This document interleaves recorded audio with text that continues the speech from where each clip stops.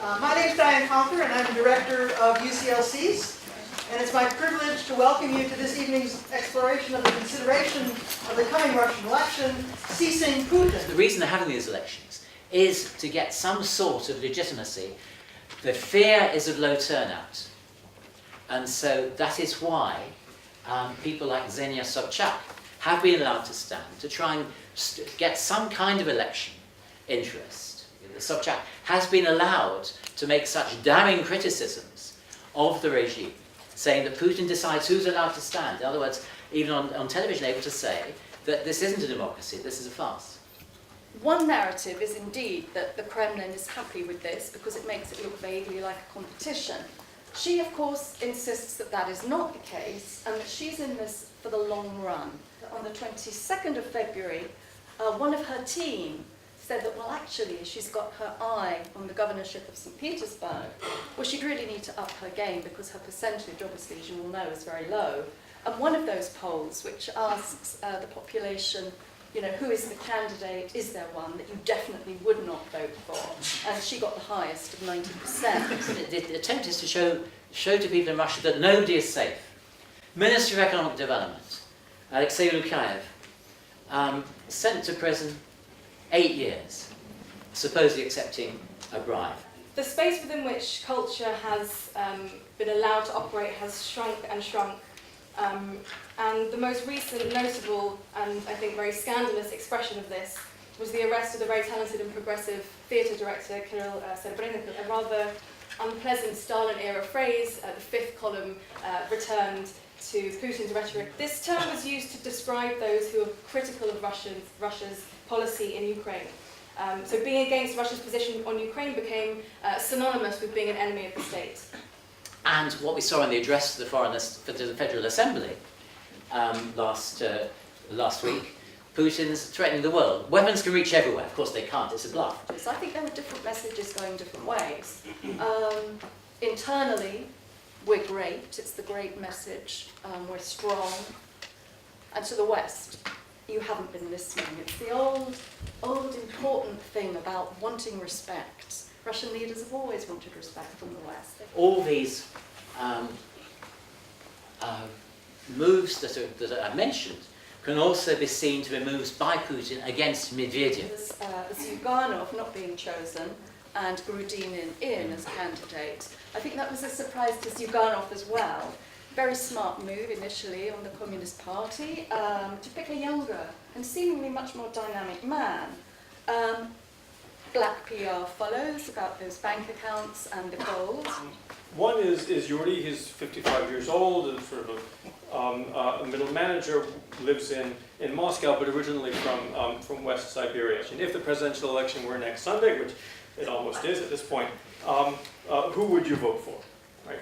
And he said, well, you know, I'm kind of nostalgic about the Soviet era, so I would probably vote for the communists. And so which candidate would you vote for? Well, for Zyuganov.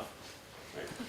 Okay, you said you'd vote for Zyuganov, but of course Zyuganov isn't on the ballot. So who would you vote for? Oh yeah, I heard there's this other guy, but he's got some kind of connection, some kind of bank accounts. Well then, yeah, I just don't see anybody else. I'd probably have to vote for Putin. Now, various competitions are taking place around voting. Then there are election day selfie contests. To participate, you turn up at the polling station, take a selfie next to a special sign, and post it on social media. There is the idea that there is a Russian youth, a single homogenous entity, but in fact there isn't. I would actually say that a lot of young people across Russia do support Putin, but I wouldn't say they actively support him, I'd actually say that they passively support him. Putin will win on the 18th of March, going out on a little bit of a limb, because he is genuinely popular, but we need to understand what that popularity means, right? Putin's popularity is based on the role that he plays as the galvanizing symbol of a political community that is socially and emotionally valuable to people. And it's this notion of stability, however subjective or indeed false that is, which forms the bedrock of, I think, of Putin's rule. Media commentary in this country and in other Western countries almost always takes it as a premise that this man is a dictator, that he can do whatever he likes. But if you look at the history of the 20th century, even Stalin was constrained by the nature of the system.